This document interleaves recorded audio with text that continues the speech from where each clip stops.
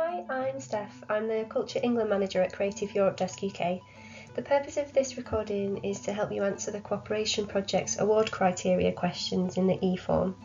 I was joined by John Price, a freelance culture specialist with experience assessing Creative Europe applications, as well as my colleague Kate, who's a Creative Europe Desk UK Culture Manager for Scotland. The Cooperation Project's application is made up of a number of different documents, including the project plan, budget and various annexes, but in the e-form you'll be asked specific questions on how your project meets the 4 award criteria. In this recording, John, Kate and I share some tips on how to answer these questions. Firstly, some background information on how your application will be evaluated. For each call, the Executive Agency in Brussels recruits freelance sector specialists from across the participating countries. Your assessors, and that's 2 assessors per application to score independently and share notes, will be chosen based on the fields, i.e. the sector or art form that you've chosen in your application. They will not assess applications submitted by lead organisations from their country of residence. So if you're a UK lead organisation, then your assessor will not be based in the UK. Applications are scored out of 100 points, and the threshold for selection varies each year depending on the demand and the money available in the Cooperation Project's budget.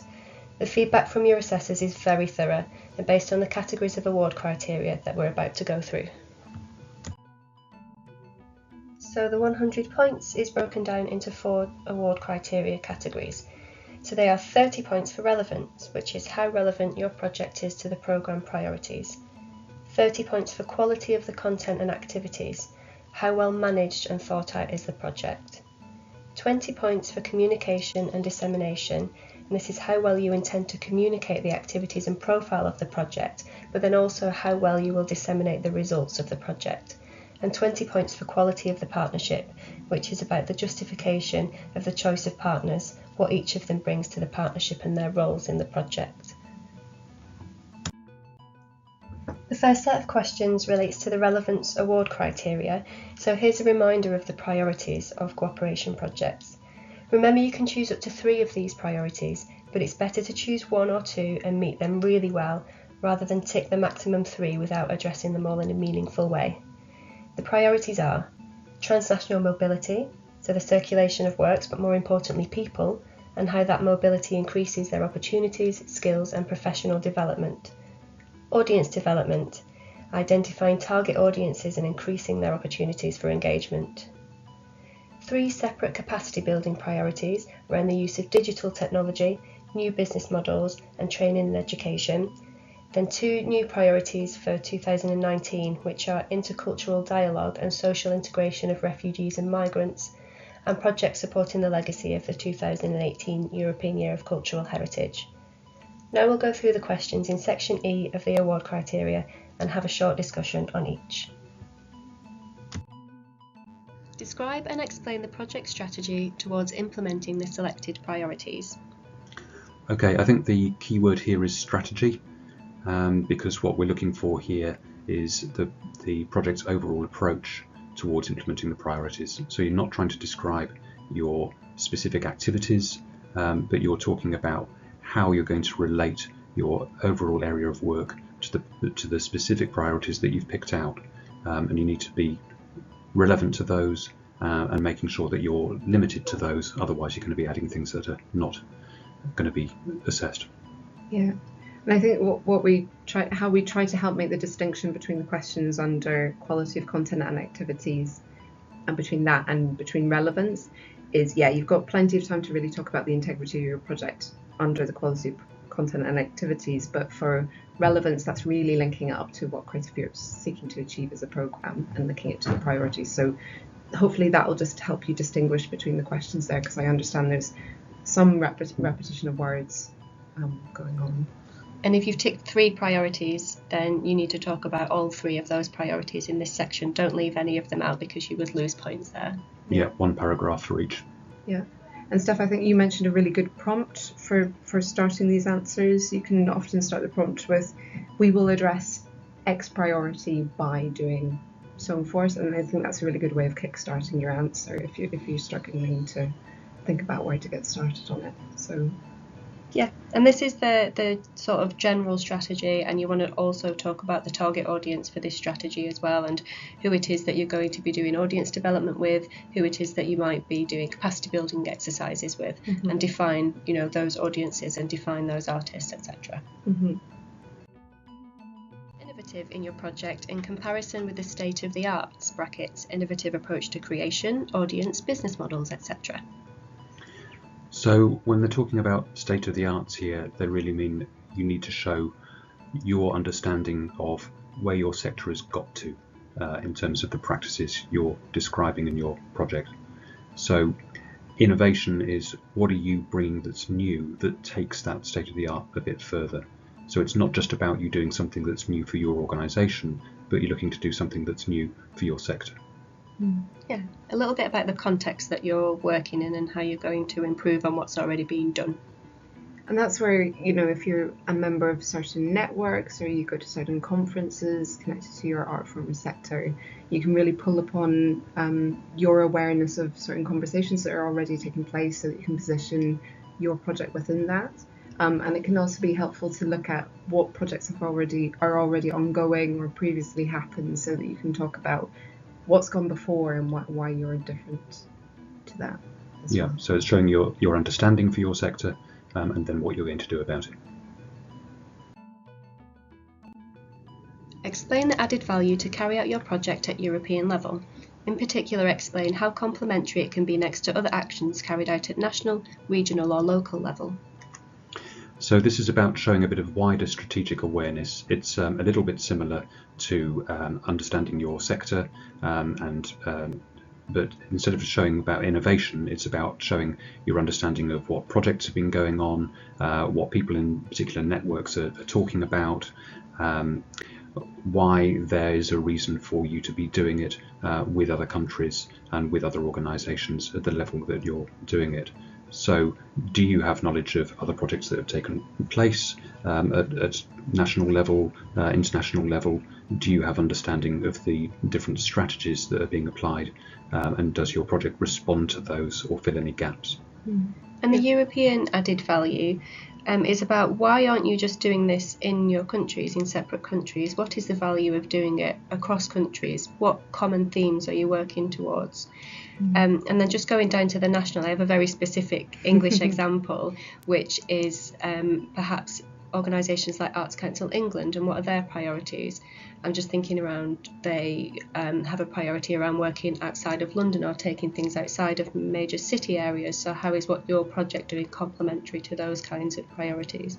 Yeah, if your city's recently drafted a new cultural strategy, then you might want to include that as part of your local aspects. And I'm trying to think of the other thing I was going to say was it's really also, I think the European Commission's interested in projects demonstrating that it's not just the priorities of the programme that are driving this project, that it has synergies with everything, other policy discussions that are happening too. So it's not just something that's being supported by the European Commission. It really ties in with what member states are wanting to do, what regions are wanting to do, what local authorities are wanting to do as well.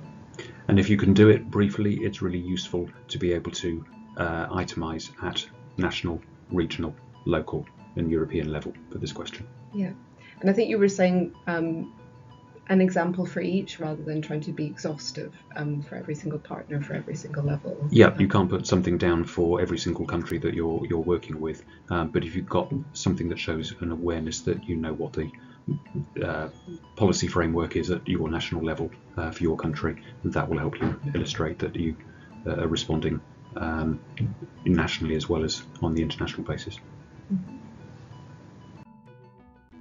Describe and explain the expected short, medium, long-term impact of your project.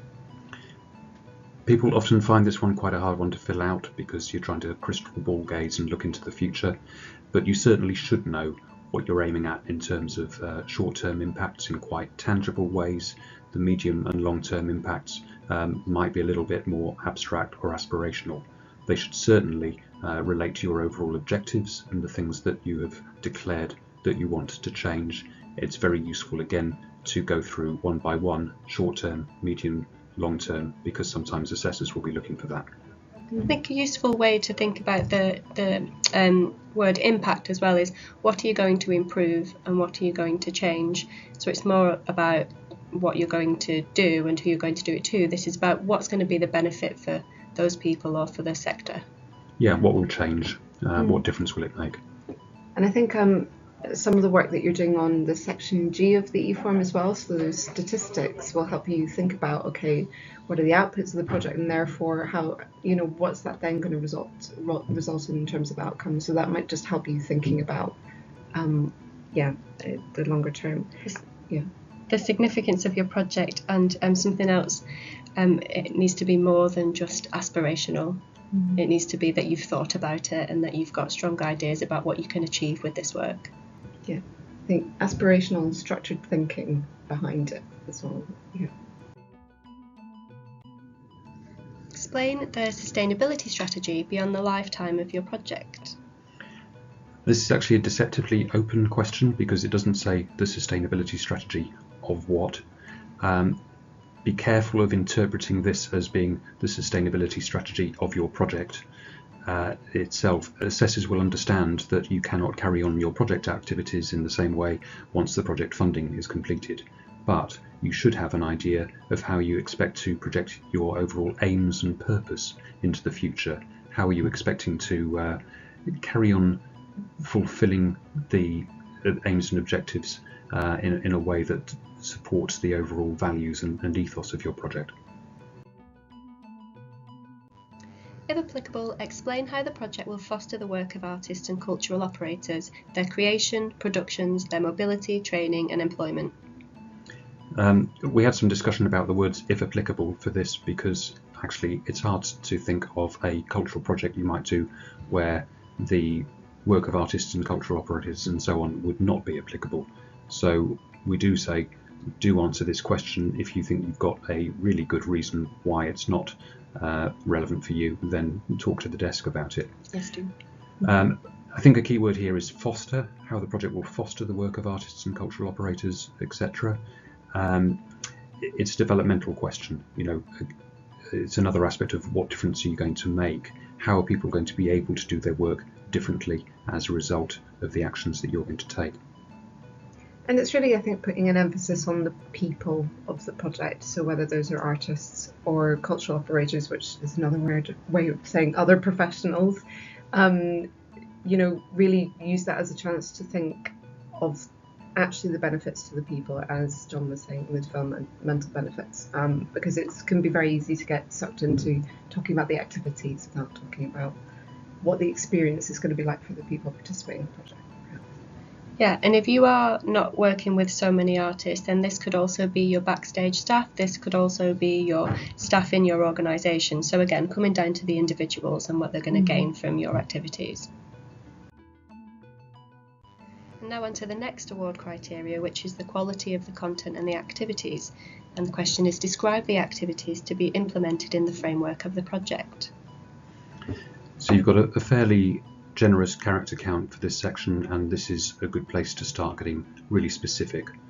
So you're moving on from aims and objectives here into the actual activities you're going to do. You need to be focused in this section, you need to be clear, and you need to give a tangible sense of what's actually going to happen in the project. So not just a general description of what you hope to achieve, but how you're going to get there. I think that kind of keeping in mind the what and the who there, because I think you'll see in the next question we're going to be talking about the needs of target groups. So it's really good to make sure that those activities are linked to people and the beneficiaries that you're talking about there, so that when you're talking about the needs of the target groups in the next section, you've already linked them through to specific activities. So I would possibly consider in this section doing some bullet points. So if you've got 3 different areas of work that you're going to do as part of the project, to bullet point those and explain what each of those areas of work includes and the activities within those areas.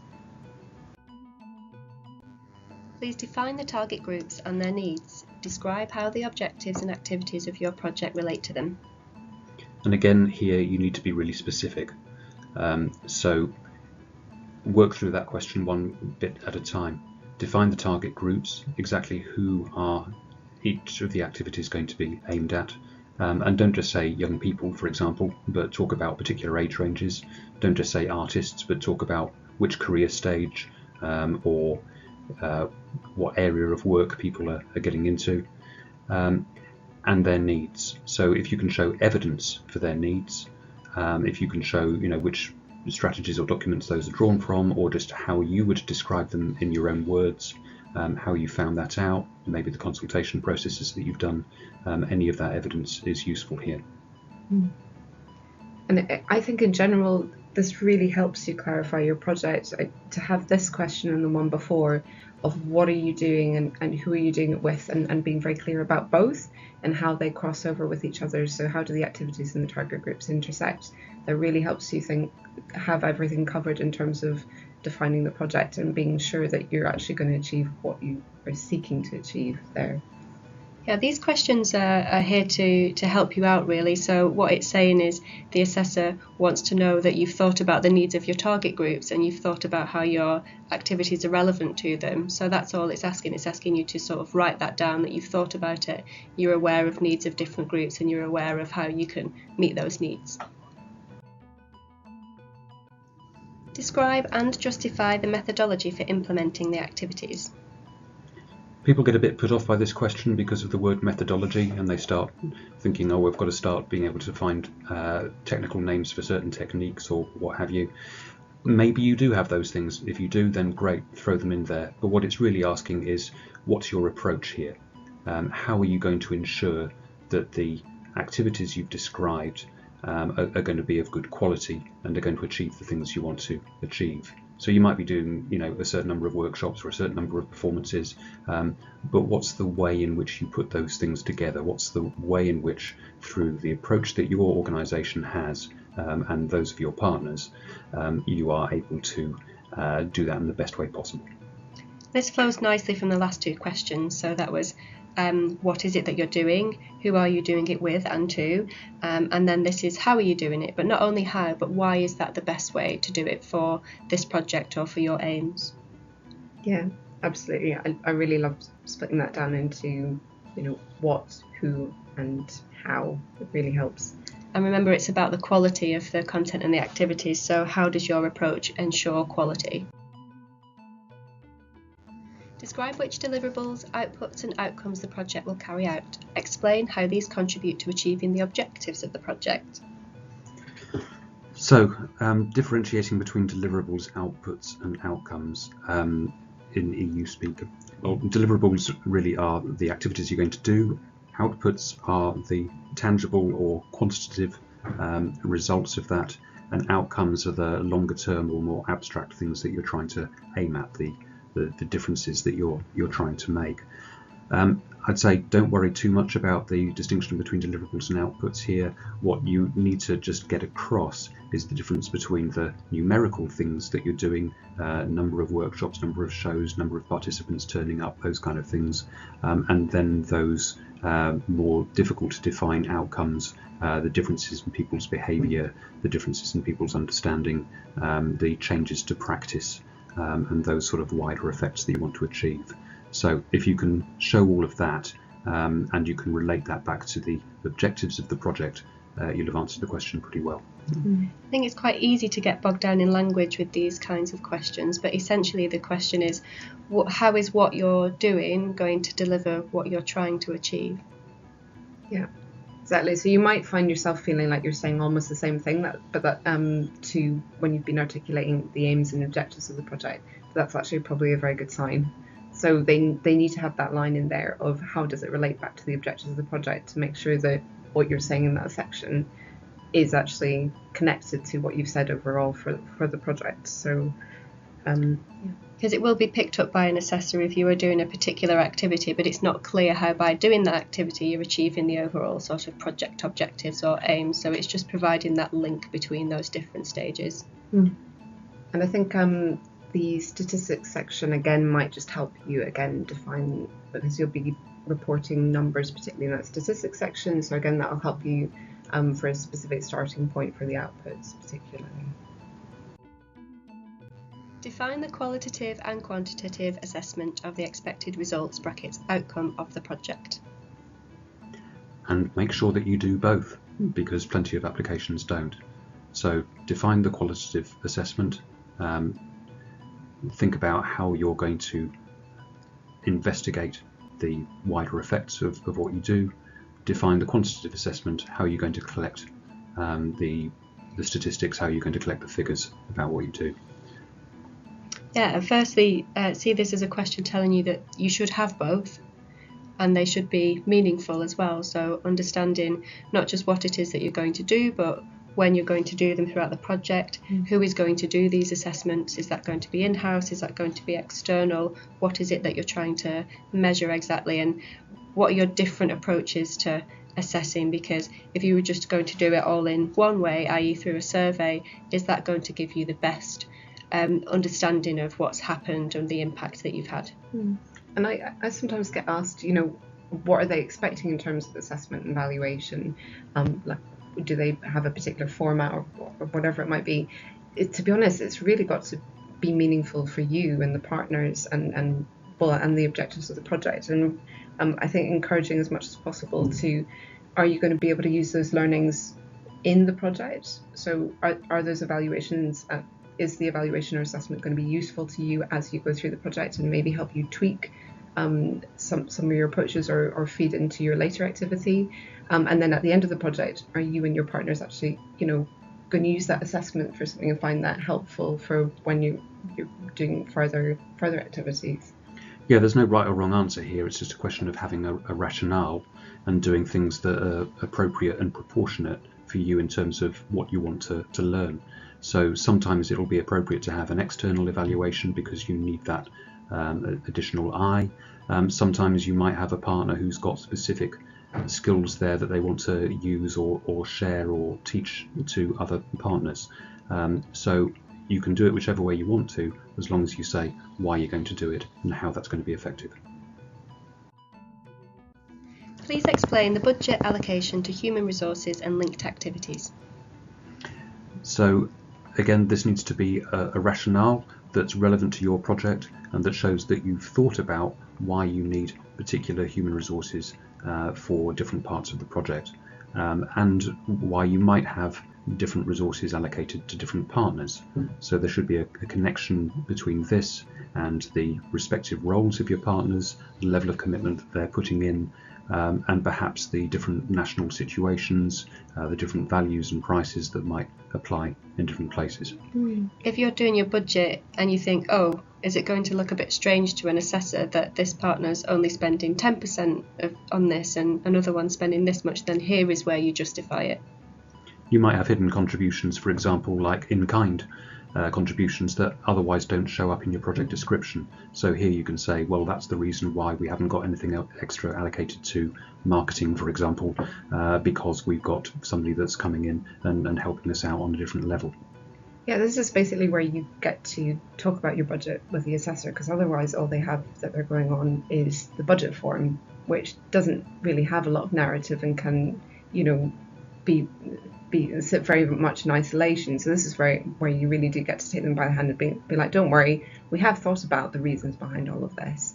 And we've had those conversations. And if you are paying everyone the same amount, for example, in artist fees, you've had a conversation about that and the implications of that. Or if you're not, because of the different exchange rates and so on, you've had a conversation about that too. So if there's anything that looks a bit odd according to industry standards, that's what your assessors might pick up on. So this is your opportunity to explain that in your own terms. Yeah.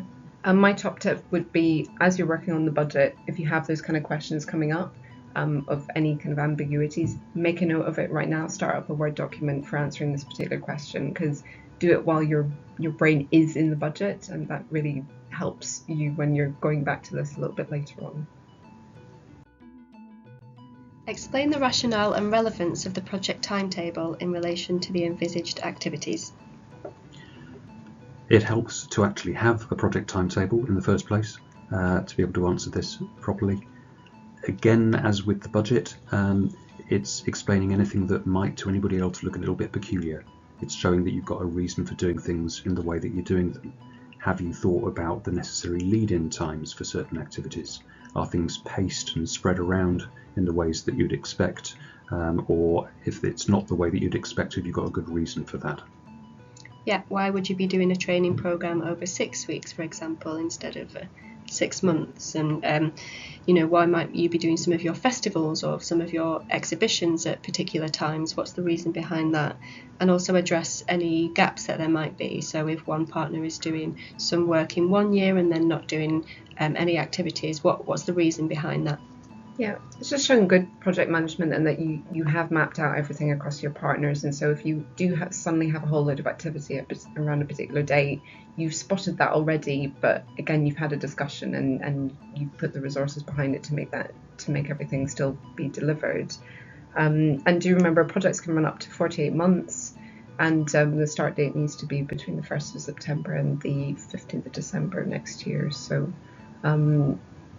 within that time frame, you could either have a 15-month running project or 48-month running project, and they both have different implications for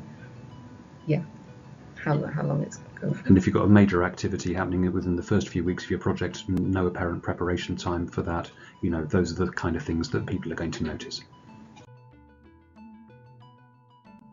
So now we're on to the next award criteria, which is communication and dissemination. Describe the external communication strategy and its tools and channels, the target groups and the timeline. This is another one to work through bit by bit and make sure that you do all of it. So we're specifically looking at external communication, so that includes your marketing of activities, but it's also any other ways in which you're communicating beyond the project partnership and outside of the wider world during the course of the project's delivery. So tools, what tools are you using, what type of marketing and communication methods, which kind of techniques, and channels, which ones are you going through, which social media routes, which traditional media routes, what kind of publications might you be producing, and so forth. Who are those aimed at, which target groups, thinking about your professional groups, your audience groups, your artistic groups, wider public, and so on, and then the timeline. Over what period are you doing that? How do your communication strategies for different groups relate to each other? Have you got the resources for that? So it's basically, you're not saying you're reaching everyone and giving no other specifics behind those groups, which can happen sometimes in applications, I think. And I think it's worth pointing out in the communications and dissemination section in general, this is an area where applicants can lose significant number of points actually. So really do make sure whoever is involved in your communications within your organisation and within your partners, involve them as early as possible when you're having these conversations, so that you do have that detail. And this is your strategy for this project. So you might be a big cultural organisation with loads of communication resources, and you do things in wonderful ways, but you can't just lean on that. You need to describe the specifics of how you'll go about it for this set of activities. I think this also suggests with tools and channels that it's expected that there will be some diversity in the tools and channels that you use, and be aware of how they are relevant to the different target groups and the times that you might approach those target groups. So overall, how are you going to raise awareness and visibility for your project? What will that look like? And have you thought about when and to whom you're going to do that?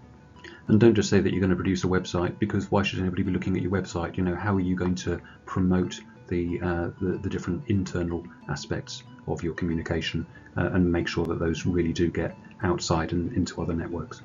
How will you drive traffic to that website even? Yeah. Describe how your communication strategy can contribute to the visibility of the EU and of its programmes, as well as to convey its positive image and values. So this is another question that often gets answered very badly, usually in terms of people talking about sticking the logo on the posters and that sort of thing. Of course you need to do those things, but don't forget that they're simply contractual requirements. So this question gives you the opportunity to go a bit beyond that and think about how you contribute to the visibility of the EU more widely. Think about this particularly in current political contexts, and think about the values. Values are things that you can discuss and talk about in the course of a project, not just project or represent on a logo. Yeah, so this is more about just your contractual obligation to use logos. There are some easy points to win here. You can be a little bit more imaginative with how you might contribute to the visibility of the EU. For example, if you're working with specific communities or groups that wouldn't necessarily be aware of the EU and of its programmes and its values, think about the conversations that you might have with those groups beyond just delivering the project to them. Yeah, I mean, do think about the perennial problem of, how many projects have you perhaps had contact with that actually received, for example, European Union funding, but you might not have been aware of it. You might just have had this vague notion that perhaps it was European, but not actually realising that it was something that was supported by the European Commission. Describe your dissemination strategy and its actions. Explain how the partnership will put in place those actions. So when you're talking about dissemination, you're talking about work that goes beyond the project period, that maybe goes out into professional networks, into your peer networks, things that can influence practice for the future. And you can think about how is the visibility of the project going to have an effect at those levels. How are you going to make sure the word gets out about what you do and you have the appropriate discussions that get bigger value out of the activities that you've invested in. Yeah. And think about the aims of Creative Europe and of cooperation projects. It's about increasing capacity in the sector. So how will what you've learned from your project be beneficial to other parts of the sector? Yeah. Remember, at the end of the day, your application and your partnership are competing with other applications on a European level. So a project that can show that it goes beyond the immediate partners and beyond the immediate kind of bubble of the project and have wider reaching implications, but also enable other people to participate, even if they're not direct beneficiaries of the project, that will, of course, score much better than someone that really only benefits the 10 immediate participants within an activity. And be specific. What networks can you use? Are there particular conferences that you can go to? Are there ways in which you can draw some of the learning out of your evaluation? Have you got a bit of a flow through of the project, and does this help you to achieve your objectives in a certain way? Yeah, I think that's a really good point. Identify those kind of key international, national conferences, European networks again. I know we keep on plugging that, but definitely really good to make note of, and their associated kind of channels and newsletters and all the rest of it. So the more you can be specific and name those, the better. The less aspirational, the better. Have some concrete examples of how you will disseminate. Describe and explain what impact these actions will have in terms of scope at local, regional, national and European levels, duration and extent. You need to be quite structured in answering this question because you don't have very many characters for it. So think about those words, scope, duration and extent. So what scale are you going to be achieving impact through the communication? How widely are you going to do that? How long is that going to carry on for? For example, are you going to invest in your web hosting for 2 or 3 years beyond the project and make that available? Are there concrete ways in which you can ensure that things like that are going to be achieved? And extent, how in depth are the conversations going to be that you have with people? What plans have you got for using your learning more widely? To really simplify it, what's everybody else going to learn from what you've done? And what significance will that have? Yeah, exactly. And I know you can read another question around impacts and feel like, I feel like I've been looking at impacts before, but remember this is sitting underneath the communication dissemination angle, and we're really talking about dissemination there. So the learnings and that going more widely. So on to the last award criteria, which is around the quality of the partnership. Describe the partnership and justify the choice of the partners involved in the project. So this should go beyond the partners simply being those that might have answered your call. This has got to show a real purpose behind the fact that you've got this particular set of people. So what are the complementary skills and forms of expertise that those partners have got? How can the geographical relationship really help you in achieving the objectives that you've got? What are the relationships between your organisations in terms of the scale they operate on? Have you picked them because they all have the same kind of national role? Have you picked them because they've actually got different kind of scales and forms of complementarity? So explain all of that. Yeah, and they may indeed have been the only ones, or the ones that answered your call. But it's just to show that you have thought about that and had discussions with them afterwards, and really identified your commonalities, your strengths and weaknesses, what you're bringing to the project, each of you. And I like each of those prompts. So just to spell them out again, scales, type of organisation, expertise and geographies. Those are all really good prompts to think about. Okay, yeah. And make sure there's consistency here with the specific roles in the project that you've put in the application form to describe the involvement of the partners. Because if you've cut and pasted entirely identical roles for each partner, but then here you're trying to describe the fact that they've all got wonderfully differentiated roles, then that's going to look pretty odd. So make sure that you've got flow through with the application. Explain as well the management structure and the division of tasks and roles between partners. So this is about the mechanics of how you're going to work together, how your project is structured operationally, organisationally, and how you're going to make sure that those different forms of expertise that are going to be used are actually employed. So your partnership agreement will be relevant here and will be one of the things that can be looked at. There ought to be proportionality in terms of the flexibility that is allowed for people to make decisions at local level, whilst also being able to maintain some control of the project at directoral level. And this can include things like how you're going to make decisions, so what kind of governance you have in place, but also the division of tasks and roles between partners.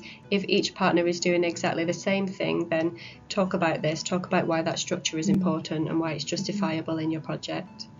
And make sure this is coherent, because, for example, you might have one partner who you've designated as being the communications specialist, but if they really got the capacity to do all of the marketing across different territories when they're only located in one. So, make sure that this is coherent and as well as being consistent. Yeah, does it make sense? And have you had those conversations before? And I think what's really clear comes out of this is there's not very many wrong answers to this, but it's really thinking about, if you are dividing the tasks up equally among the partnerships, but there's a reason for that, perhaps, such as ensures that everyone's bought into the project and everyone's participating in every single activity and really committed to that. Or having it divided in slightly relating more to strengths of each of the partners and different people taking a lead on it. There's a reason for that, and perhaps in terms of capacity of people to participate in different points of the duration of the project too. So yeah, it's just that rationale, isn't it? Proportionality is a key word. Have enough structure to manage the project well, but don't get overly bureaucratic. How beneficial is the inclusion of partners from a diverse geographical background among participating countries for this partnership and its objectives? This is a question that seems to contain within it the assumption that you will have a diverse geographical background. Hopefully you will.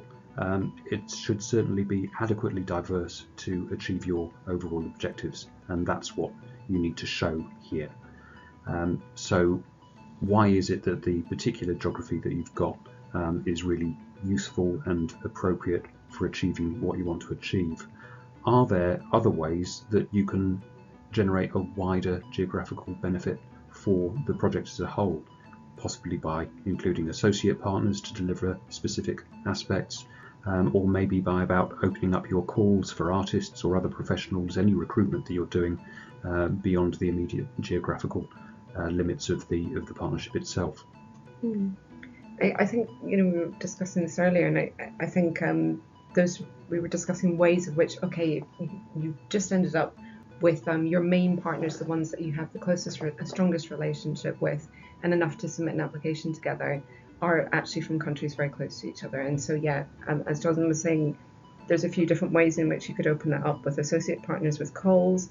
Again, going back to that dissemination strategy that you've been talking about earlier on in the form as well. And sometimes you can think about, how much of this is part of you extending your European or international work through the project. So you and your partners, are there other people that you don't know so well, but as part of the project you will invite at certain stages within that to kind of get to know their practice better, and perhaps then you will have stronger connections by the point at which the project's finished. So it can be part of your own developmental and relationship building strategy too. And here's somewhere where you can show a really good understanding of the different contexts that your partners are working in. So it might be that in a certain part of Europe you do things in a certain kind of way, but how can including countries from different parts of Europe improve your learning and improve your capacity? Showing that you've got an outward-facing attitude when you're working on these questions, essentially. So only for projects involving partnership with organisations established in countries other than the Member States and EFTA countries. Describe how the partnership with operators from outside the EU reflects the concept of the role of culture in the EU's external relations as spelled out in the European Agenda for Culture. So, if this applies to you, make sure you read the European Agenda for Culture and use some of the language that's in that, because that's what assessors will expect to see reflected. This is really a question about cultural diplomacy. If you're working with those states that are eligible for the programme but that go beyond the EU, then what are the ways in which you are using culture to help promote the EU and its image in those countries? So you should be able to trace that using that language from the European agenda. So they were the award criteria questions in the e-form. Don't forget, if you need support with any other parts of the application, your Creative Europe desk is here to help. We give free advice and support through our events, in one-to-one meetings, or by answering your questions over the phone and by email. Please don't hesitate to get in touch by emailing creative.europe@britishcouncil.org. Good luck!